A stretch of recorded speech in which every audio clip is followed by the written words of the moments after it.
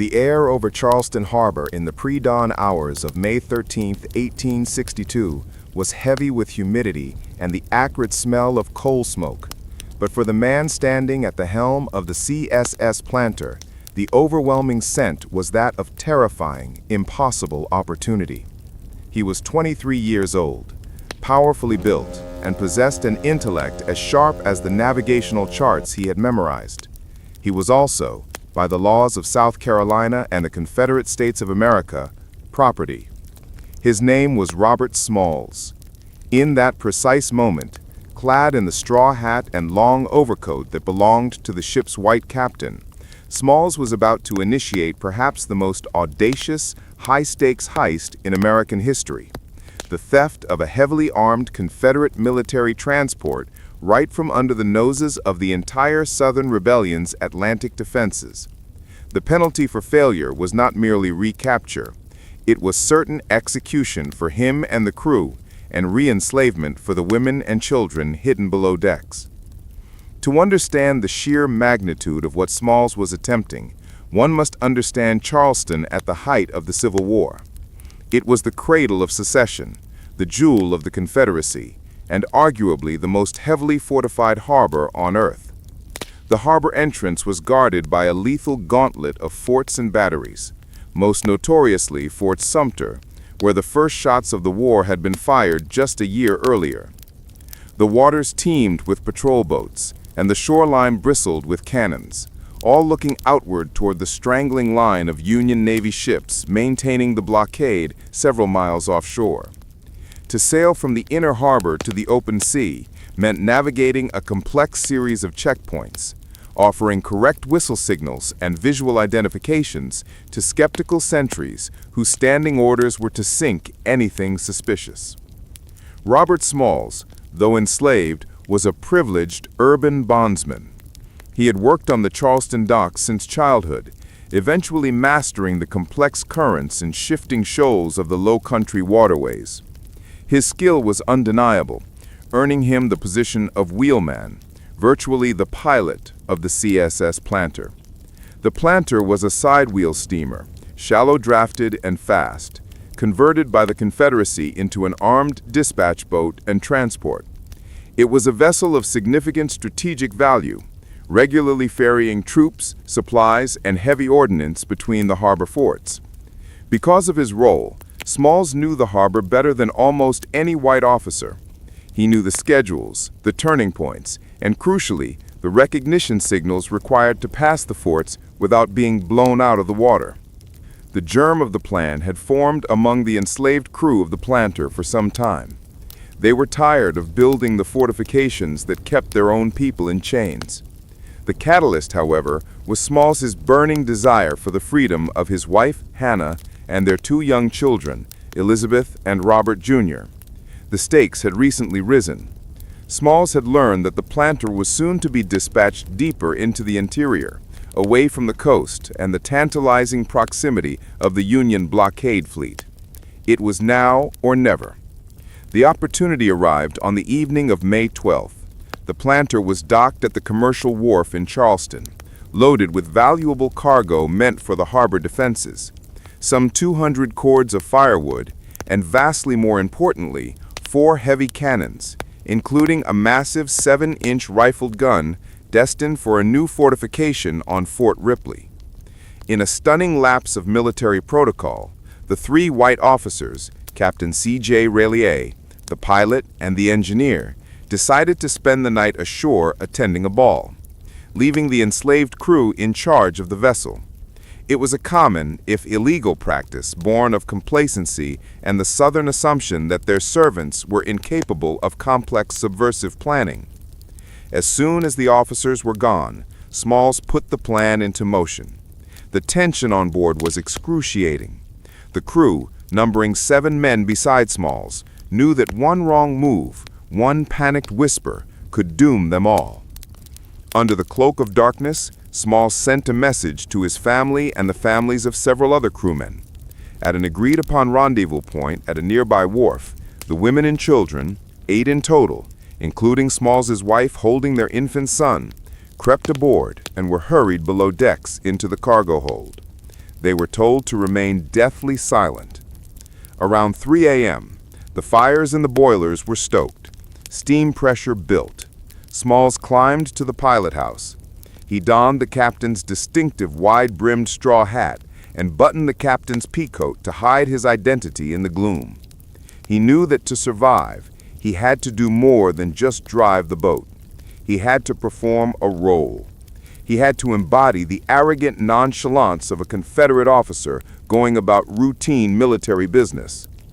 At approximately 3:25 a.m., the paddle wheels churned the black water, and the planter backed away from the wharf. This was the first test. The noise of a departing steamer in the dead of night was suspicious in itself. Smalls steered the vessel calmly, not rushing toward the sea, but heading first to another landing to pick up the final family members, making the movements look like standard logistical shuffling. Then he turned the bow toward the Atlantic. The real gauntlet began. The first major obstacle was Fort Johnson on James Island. As the planter approached, the sentry on duty would have seen the familiar outline of the dispatch boat, the smoke curling from its stack, and the figure in the pilot house wearing the captain's hat, arms crossed confidently. Smalls reached for the whistle cord. He knew the code perfectly. 2 long pulls, followed by a jerk. The steam whistle shrieked into the night air. A pause. The signal was acknowledged from the fort. They were clear. The crew breathed a collective, albeit shaky, sigh of relief. But the ultimate terror lay ahead, Fort Sumter. This massive masonry fortress dominated the harbor mouth, its guns pre-sighted on the shipping channel. Passing Sumter was not just a physical challenge, it was a psychological hurdle. It was the symbol of Confederate might. As they approached the looming walls of the fort in the pre-dawn gray, some of the crew below decks began to panic, crying out and praying. Smalls, maintaining an icy demeanor above decks, ordered them to be silent, knowing that any unusual sound carried over the water could be their death knell. It was now light enough that a pair of binoculars from the fort could easily reveal that the man piloting the ship was black. Smalls knew he had to maintain the illusion of white authority from a distance. He kept his face shadowed by the straw hat, adopting the specific posture of Captain Raylier, a man known to stand in the pilot house with his arms folded, looking bored. As they neared the fort, Smalls gave the required whistle signal again.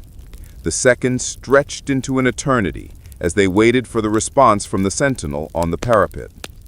Finally, the signal came. Past the planter. Smalls did not immediately throttle up. To rush away instantly after passing the fort would invite suspicion. He maintained a steady, slow pace until the planter was well beyond the effective range of smaller Fort Sumter's guns.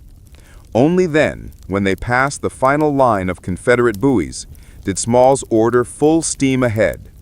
The planter surged forward, black smoke pouring from its stack as it raced toward the open ocean. But they were not safe yet. They were now in no man's land, speeding directly toward the Union blockade fleet. The Union ships, enforcing the Anaconda Plan to choke off Southern trade, were on high alert for blockade runners, fast, shallow-drafted steamers exactly like the planter. To the Union gunners on the USS Onward, a blockading sailing ship, the approaching vessel looked like a Confederate attacker attempting a suicide run or perhaps trying to break the line. The captain of the Onward ordered his gun crews to ready their cannons. They swung the heavy guns around, aiming them squarely at the oncoming steamer. The planter was seconds away from being obliterated by the very forces it was seeking to join. On board the planter, panic erupted again. Smalls knew they had to identify themselves instantly. He yelled for the crew to strike the Confederate flags, the Stars and Bars and the South Carolina state flag that were flying from the masts. In their place, they quickly ran up a white bedsheet that Hannah Smalls had brought along specifically for this purpose. It was difficult to see the white flag against the misty morning horizon. The acting captain of the Onward was about to give the order to fire when a shift in the wind unfurled the sheet, revealing the universal sign of surrender. The order to fire was countermanded. The planter slowed and pulled alongside the Union ship. The scene that followed was one of the most dramatic unveilings of the war. As the Union sailors looked down from their deck, they saw a boat manned entirely by black men, with women and children emerging from the hold, their faces wet with tears of terror and relief. Robert Smalls stood on the deck, took off the captain's straw hat, and called up to the Union officer. "Good morning, sir. I've brought you some of the old United States guns, sir." The shock among the Union fleet was absolute. Smalls had not just escaped, he had delivered a prize of immense value. He turned over the planter intact, along with its cargo of heavy artillery that would now never fire on Union troops. More valuable than the hardware, however, was the intelligence Smalls possessed.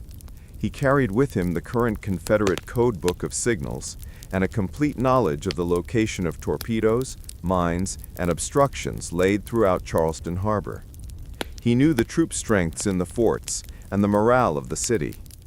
The escape of the planter became an immediate national sensation across the North.